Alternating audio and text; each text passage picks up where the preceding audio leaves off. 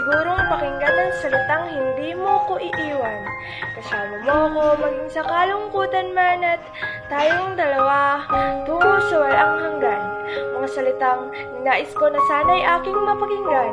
Ninais ko rin na sana'y aking maranasan, kaya hiniling ko sa may kapal na sana balang araw ay makaranas din ako ng ganito.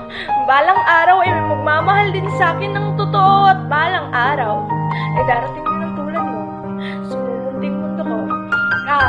Kakahintay ko siguro na kulitan na sa akin ang langit, at sa wakas, ibinigay niya sa akin ang tulad mong perpekto, 100% kontento na ako sa'yo.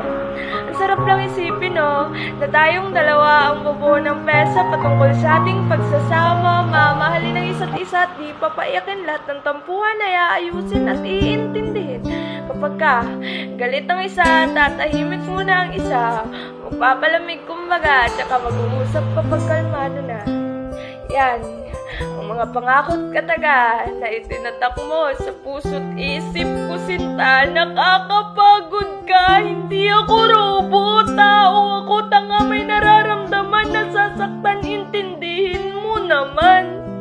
Di porket mahal kita ay papakampante ka na. Tandaan mo, lahat ng mistulang anghel sa mundong ito ay nagiging demonyo pag naaabuso. Kung sakaling babalik ka pa at tatanungin mo sa akin kung pwede pa ba, ang tanging isasagot ko lang ay yayakapin kita ng mahigpit habang sinasambit ang katagang.